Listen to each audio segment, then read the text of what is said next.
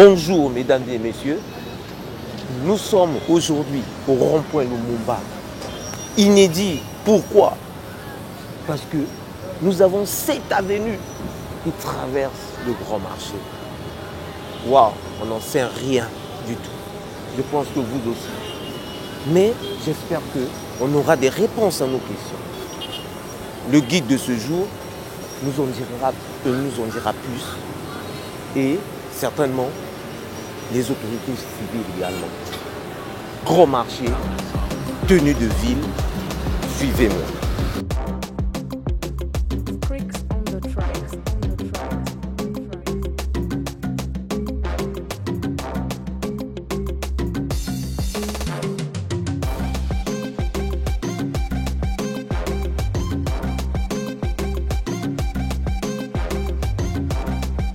Oui, nous sommes dans la fameuse ruelle renseignée, mais je pense que je ne dois pas me perdre. Ce qui est très fort ici, c'est que c'est le grand marché, bourré de boutiques, bourré les parcelles, chevauché des boutiques autour.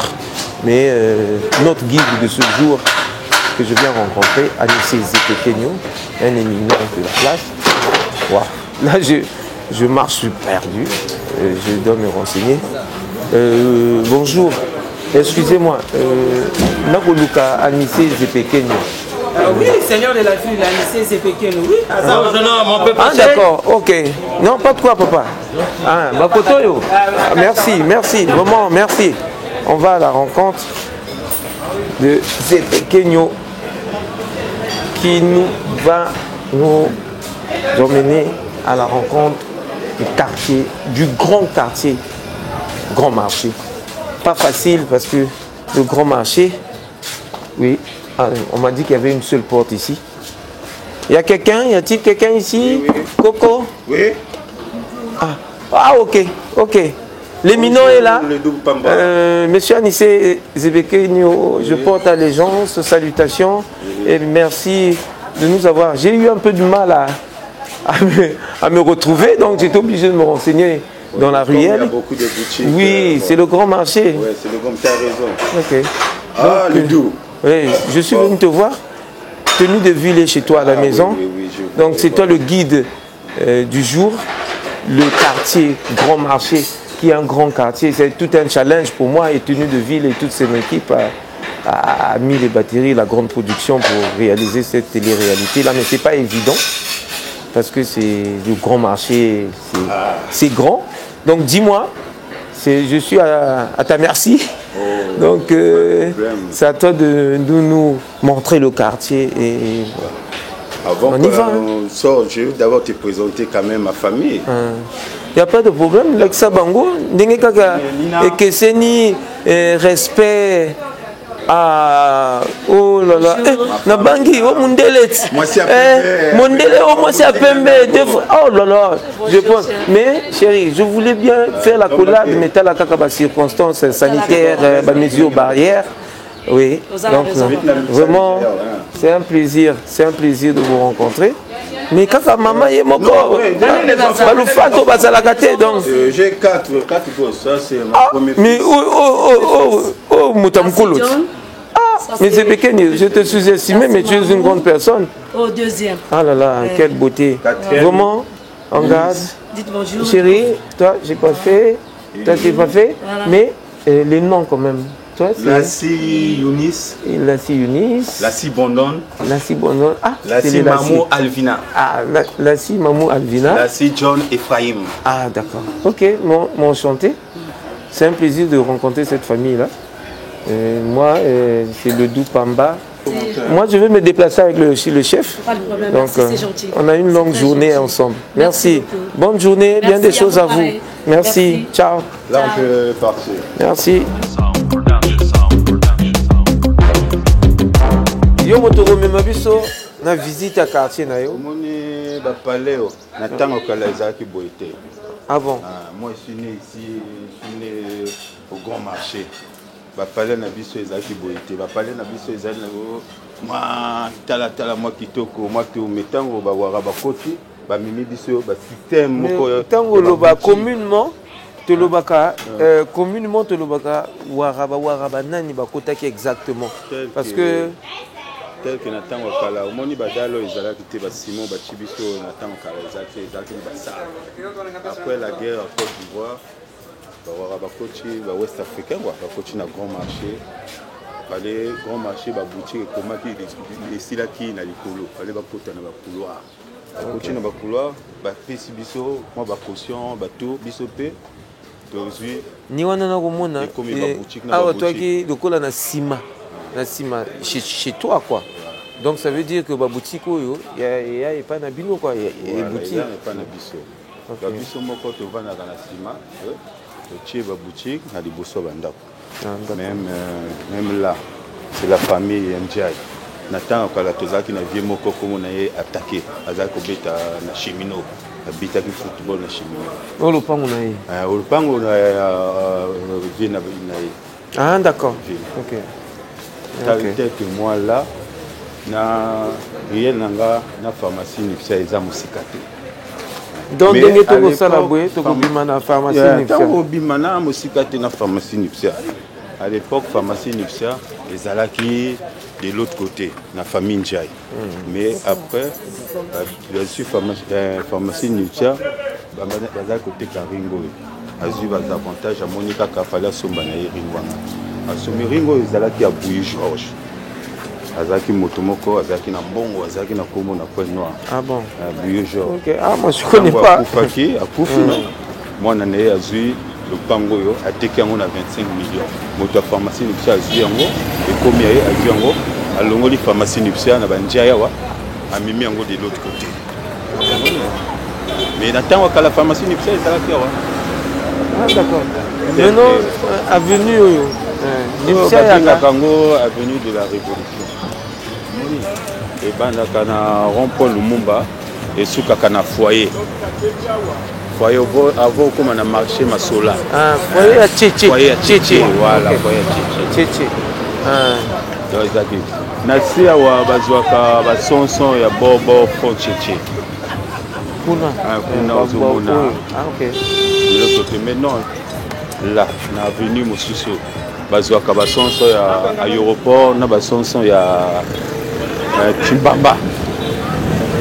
Bon, yangoyo eza na Zela Mosusu. À l'époque, l'une des Alakini Oyo. Maintenant, l'une est comme la deuxième avenue. Et que l'une qui nous comme ni Ango, Basonso maintenant, ce que vous en avez posé à cause de son soeur, pour qu'il y ait un frontière ou patra, pour qu'il y ait l'une de l'autre côté. Là où on prend les sons des Mbota, là on était là-bas. Donc l'histoire nous continue. Ils ont continué à mener l'histoire à découvrir, nous expliquer sur le quartier, tout au moins zone à grand marché, révolution. Maintenant, on a niveau Yeba. Quand même. Au centre.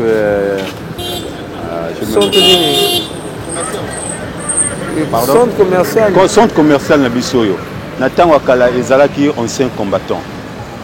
Ezalaki ancien combattant. Après komaki na moi bar moko ba bien ezalaki régner. Après bon, to éviter moto atongi yango, mais to yoka kaka ke za l'état congolais. Ba tongi biso mabor moko ki a goût.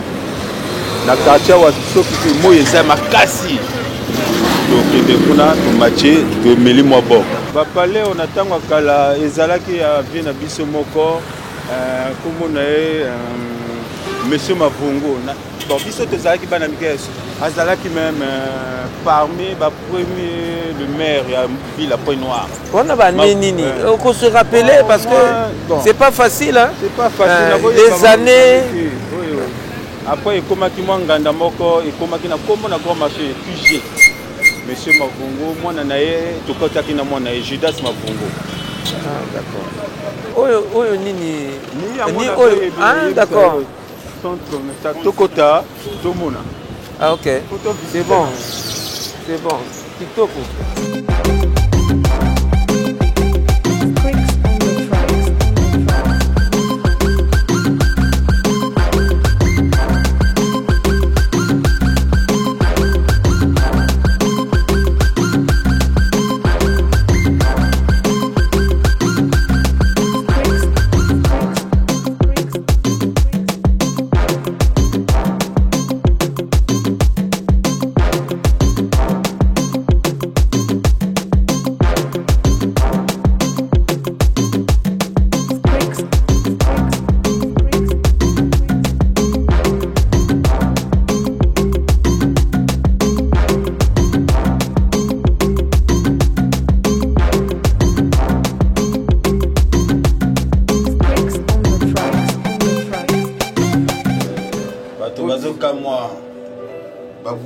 Comme un grand marché. Mais les autres habitants, moi, c'est encore plaisir à ma casse. Donc après le centre commercial, tu nous emmènes où, monsieur Zé? Non, on va aller à l'école de la Révolution. Ici, quand tout ça, là, bantique na biso. Bon, toujours banamike comme banamike va. Tant que ça qui banamike, moi, l'école de la Révolution, l'école de biso. Dis-moi. Tu es un ancien combattant, non? Maintenant, on a un ancien combattant. Il est comme un centre commercial. Maintenant, on matin à l'école de la Révolution. On a présenté l'école de la Révolution, on a l'hôpital là-bas dans l'école. Ok, sans souci, on y va. Très cher. Tel que Awa, les ici, quand on sont en Goyo. Nous sommes là, sont en Goyo. Tel que aux hommes, on a commis qu'on a regardé. Natango kala ezaki boutique ya malien moko azaki na mbongo comme on a ezaki nani mais c'est pas grave. Bon, c'est pas grave. Tu dois peut-être te rappeler après. Je vais me rappeler après, je vais te dire. Non mais oyo babus kene Ngoyo ligne 9, oyo babus kene Ngoyo. Toujours dans grand marché. OK. Oui, on a de l'autre côté. Les ababis wana ekendeke ba sonson les abasonson maintenant ekendeke centre-ville. Scolaire non? Mais natanga kala to tango tozalaki bana mike mi o ezalaki te. Soko ozoleka ozomona banto déjà na kati.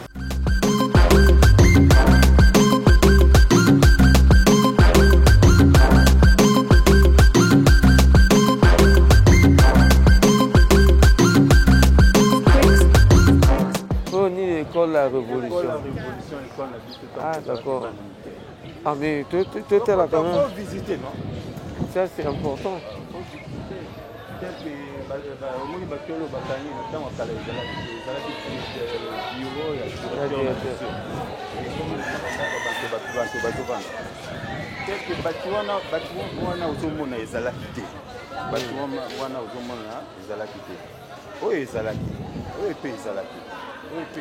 Parce que dans la salle classe débutant dans la classe à milieu. On a côté qui na salle à milieu. Bon, c'est peu de na salle qui a na salle wana. C'est na bâtiment monsieur wana.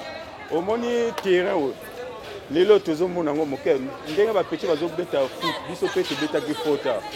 To beta ki foot aux planter ba nzete mi balé ou ba nzete mosusu kuna, mo ba foot.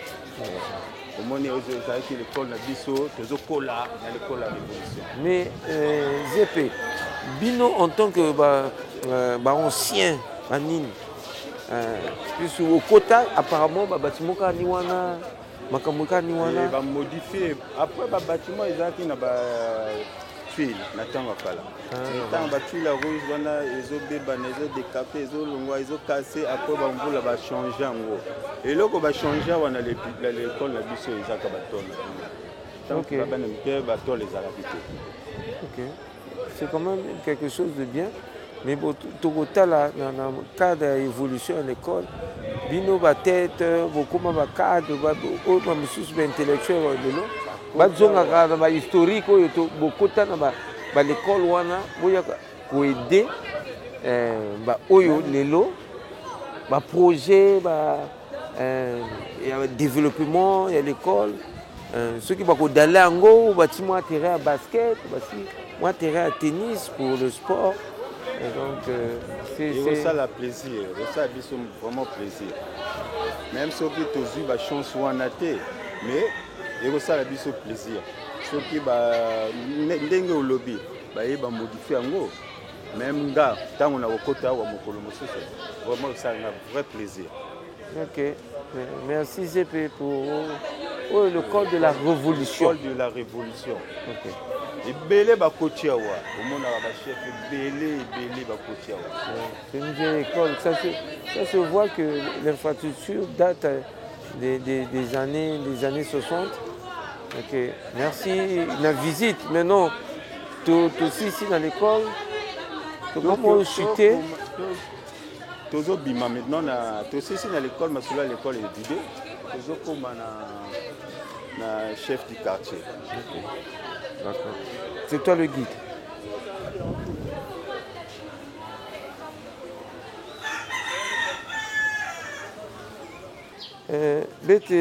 Bête me manquer. Chef du quartier, c'est normal. Hein. Télé-réalité qui est assez complexe parce que ben quiz ou en vente. Ça, je pense que. Comme il y a un grand marché, il y a une toujours dans Lumputu, la chef, non? Parce que la chef. Majane. Mais comme Majane qui est élevé, donc Awa, ma secrétaire, ça m'a parlé comme une association histoire et grand marché. Tel qu'il y a Awa, mais mon tu me quiz parce que je me suis oui. Ça là, hôtel ici. Ça va aussi. Il y a des personnes qui sont moi qui l'ai. Il y avait été allé ailleurs. Mais, Betkouma, secrétaire à chef du quartier. Il y a une l'école la révolution. Il y a une côté toujours. Il y a un Nima. Nous on est rentré de l'autre côté. Il y a un Nima. L'école la révolution. Ok. C'est une basique dans il y a une boulangerie du Kouilou. Mais ma solo m'a changé.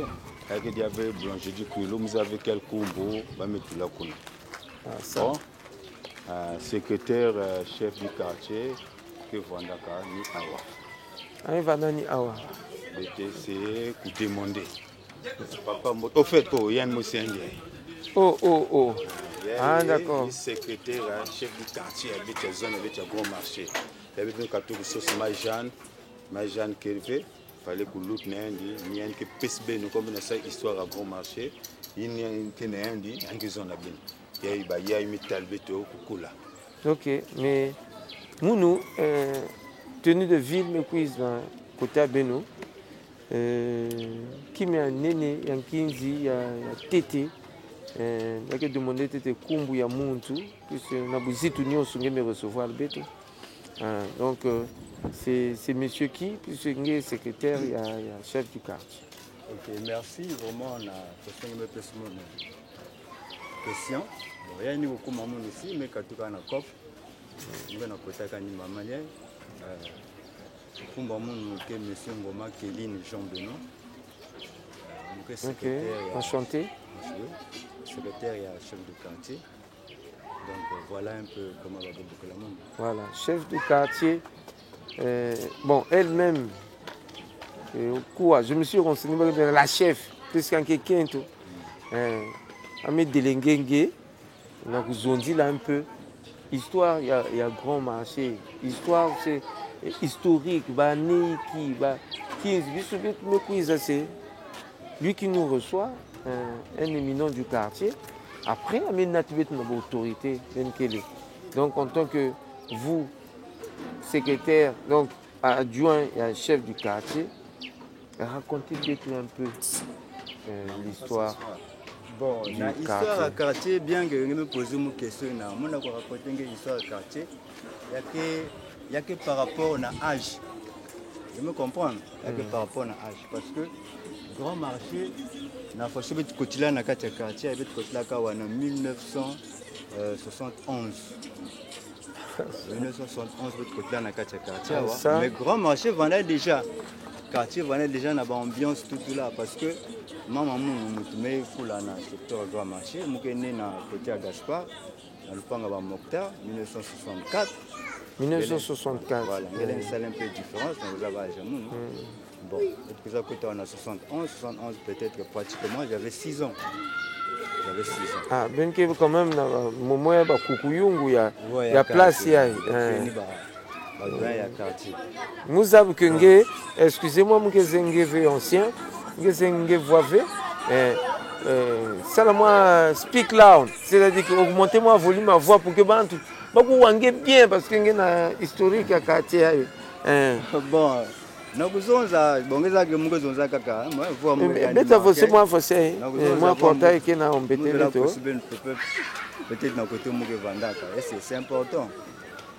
Zone tete kimya kinzi ni historique à quartier bon me cool na quartier aí mais ça là CP2 awa CP2 mais jusqu'à SEM2 jusqu'à mon comité na CP2 na quand l'école ya me côté na l'école ya wa mais ça CP2 na l'école ya wa na ici awa bitu bambokla poulailler et wana kana bâtiment mo seli ba grillage bitu wana bokla poulailler ba yini ke na kuwaka ke kuwa historique ya ba kezab le mo zo poulailler ba kezab de no ya ke ancien CP2 à peu près ba anina bon mon côté CP2 awa na ba 1900 attends CP2 j'avais 7 ans.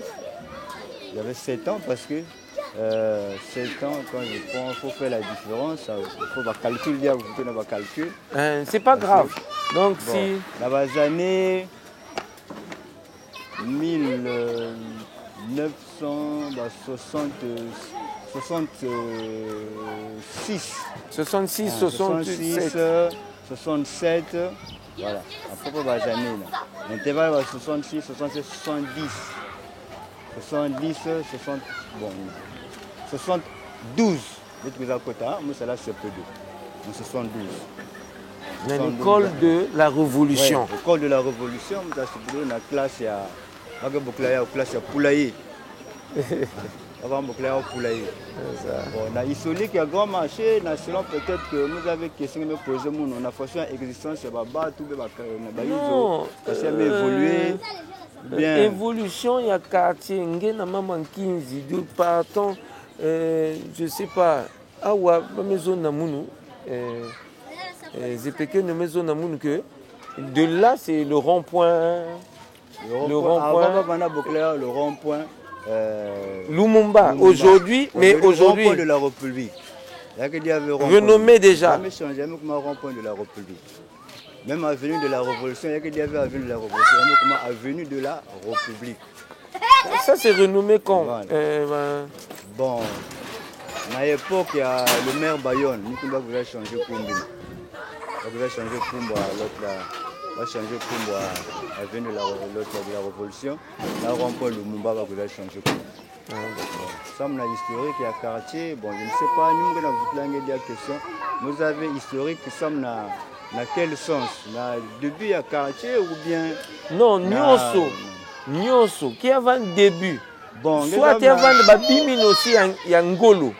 Il y a même par rapport à Nina, puisque je vois que tu es vraiment ancien. Nina, Babim Vandé existait. Parce que Zepeke nous a parlé aussi du grand marché en construction, qui n'existait pas. C'était un grand marché qui était là, des tables. Mais après, il y a Maman Moumi qui a une centre commercial à Beno. Donc, à l'époque, on a signalé déjà que les petits bananes c'était un grand marché. Na kokwe na ville, par exemple, na kokwe na ville, la banque va naître na makulu, va naître na quartier indigène, quartier indigène, na l'autre là, comment on appelle ça, na Fuchs. Oui. Donc, on appelait ça quartier indigène. C'était pourquoi indigène? C'est centre, il y a l'autre là, il y a la ville, awa, il y a Bandakawa, si na la gare. Parce que tu vas même quelque part au bout du rail. Donc, vous voyez que quand tu es dans la ville, au bout du rail, il y a Big Bar. Les Big Bar, il y a un quartier indigène. Il y a Matende, il y a Tété, il y a quartier. Voilà. Les zandes avec Vandaka, il y a Mabaya. Les zandes voilà la table à Mabaya, même pas cimenté, pot si vous le menez, pas pot. Bon, côté moi on a constaté que ça va, parce qu'on a déjà zandes, il y avait déjà moins bien. En plus, nous avons centre commercial Mosquée là, à Moka. Dans le temps, nous avons des anciens combattants. Voilà. Donc, moi, modification, nous avons maintenant, dans le quartier à Grand Marché, les maisons aux alentours à Grand Marché, c'était des maisons en planche. Tout était en planche. À l'exception, il y a Bouilly Georges. Parce que Bouilly Georges, c'était un grand commerçant. Côté Annie, voilà en dur. Voilà un peu l'historique à Grand Marché, à ce secteur à Grand Marché. Ah, ça. Non, c'est un plaisir. D'un côté historique. Mais non, côté, il y a sécurité. Il y a Grand Marché. Parce que. D'un côté, la sécurité, dans le temps, on a un milicien, la milice. La milice, il y a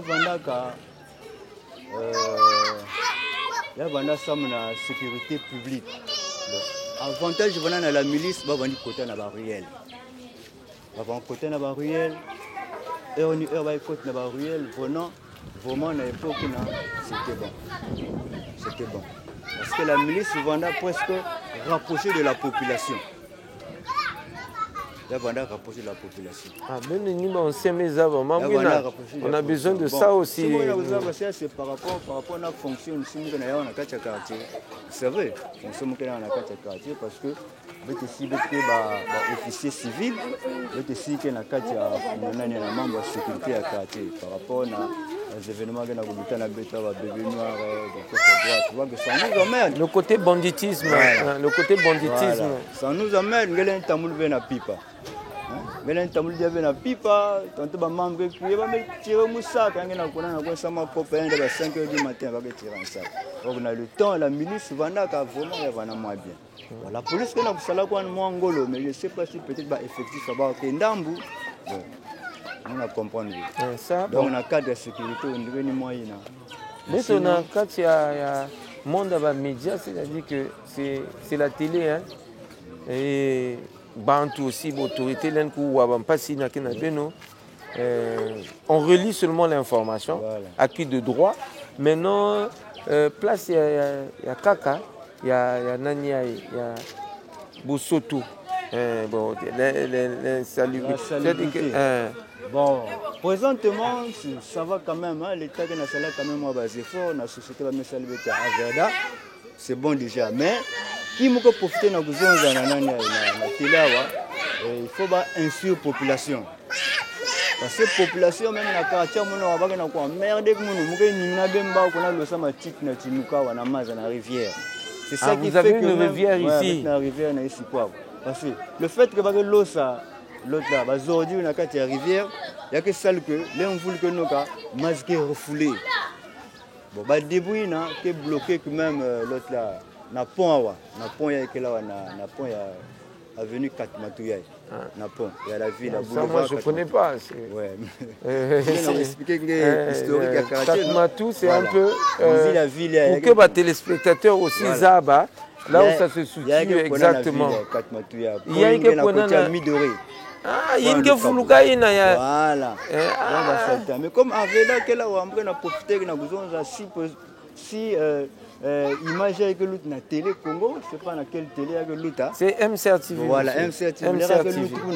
Ba riverain ba yinge voilà na bora Chinuka. Ba losa jamais matite na Chinuka. Ba pesa bet Averda. Averda que là wa yinge na kusala le nécessaire na ko rendre bois propre. C'est bon. Ça va, la salubrité ça va. Moi, les efforts que nous avons la Verda, c'est déjà bon. Ok. Moi, c'est bon. Et merci. Ngeke adjoint chef du quartier, donc si chef du quartier qui veut, Ninge, donc, Betke Bokinge, monsieur le secrétaire, le représentant. Le secrétaire administratif. Le secrétaire administratif, donc le représentant légal de l'autorité civile. De la partie Grand Marché, Révolution. Grande mosquée, quartier Grande mosquée. Ok. Sécu 109, Grande mosquée. Sécu 109, Grande mosquée. Voilà. Merci.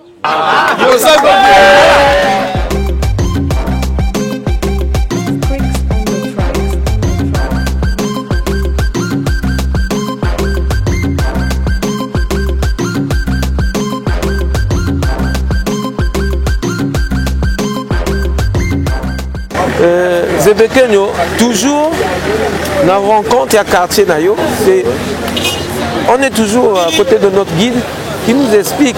Mais Zebekenyo, dis-moi, il y avait un projet, bon, tel il y a gros marché.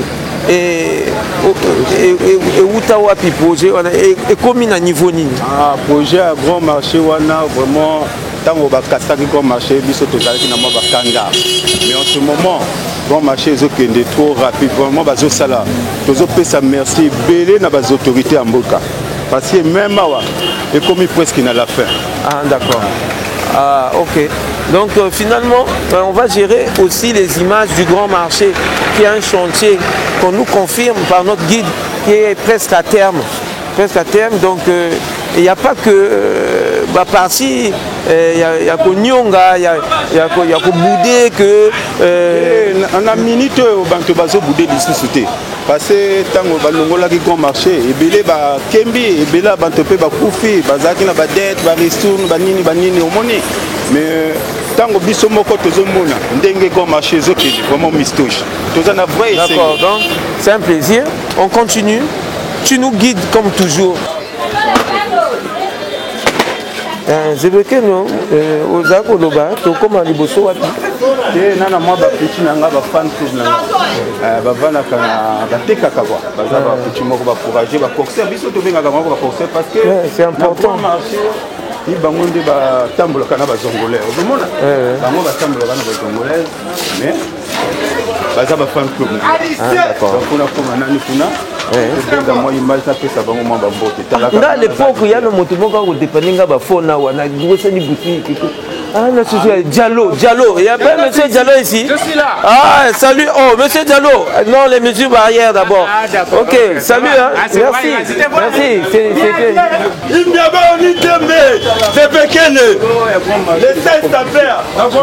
Non, on ne connaît pas. Donc, on est venu effectivement se choisir pour que yo. Oh, il y a là. Donc, autobili. Mon néné. On appelle ça moi idéologie. Toujours.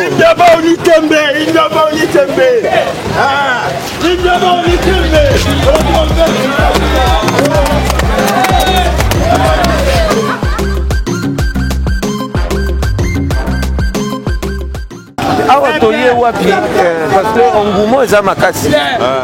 Oyo ba massa nanga ba boxer. Ni bango ba simbaka couloir oyo. Ozomona. Ni bango ba kotsaki ba zongolais.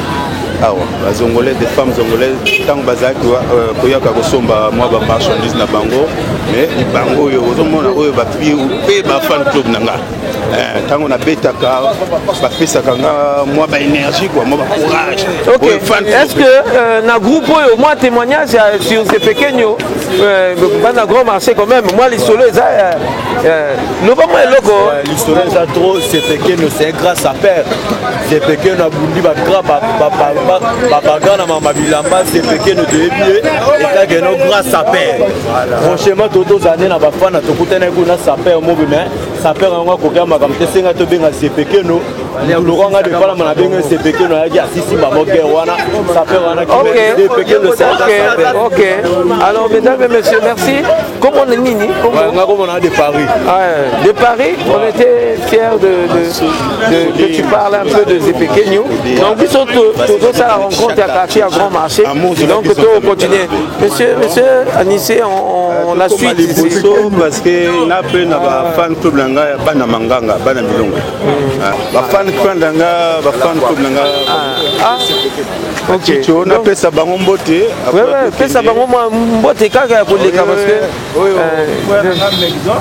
aza moto masolo asala bango bien. OK. Les mesures barrières dans la moi ba souci ba libo pati ni bango ba kapisa bango moto pesa la biso pe les OK. Après histoire des hommes biso wapi ça parmi ba histoire ya grand marché au moni biso na grand marché tozala qui na deux babo ça veut dire deux nganda Castador na Gaspard mais comme que le temps est que moyen amema bino na Casador eza te oyo ozomona oyo eza Gaspard de génération en génération eza bor moko ebandaki même depuis 1950 na koyebisa yo bakoko baoncle batonton. Le but niwana, le but c'est celui-là pour expliquer bateau.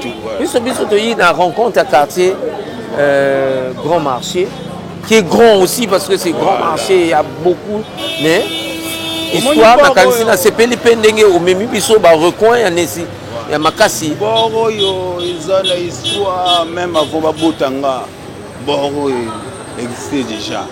Donc tokota na visiter au moment moké. OK, c'est un plaisir, on peut y aller. Franck B, Lewis Bond 242, Boy Blend, le King Président Junior Bayano, le vrai Ngewele Charles Genèse. Dibakabio Nita Pasula, Alongo, Manfoubila, S, Nita Soubila, c'est-à-dire Foua Katuka, Mama Foua Jitisa, Natia Nita Kwiza, Babingi Bata Joka, Babingi Bata Zonza, Ndeko, Mulukuku, Kroko, Mukulu, Bayaya Bata Deka, Langa, Joja Kangama, c'est-à-dire je suis arrivé, qui pourrait me rivaliser. Beaucoup nous banuni kundilu, Makakuma Sobele Sangi, Azaba Mankodi Mawiri, mon vieux Otis, Yarga Harris, le grand laboratoire Pekin 8, champion Limana, le roi de la sape, Sapio Yairibita. Ah c'est que je veux c'est ça, ah c'est que je veux c'est ça, S, ta Soubila, S, ta Kuchika. Ah c'est que je veux c'est ça, ah c'est que je veux c'est ça, S, ta Soubila, S, ta Kuchika. Ah c'est que je veux c'est ça, ah c'est que je veux c'est ça, ah c'est que je veux c'est ça, bra, bra bra bra bra, ah c'est que je veux c'est ça, bra, bra bra bra bra, ah c'est que je veux c'est ça, bra, bra bra bra bra bra. Ingratitude, Yobiga. Muntu ukusarishi tabuta futu mufinga tabuta futu mukarila nge fo yindula de poète noir chikumavula babingi batayavula nanchingu nikutabula abini bim abe young dead chitembo na mpeo bini bim nebezawo chitembo na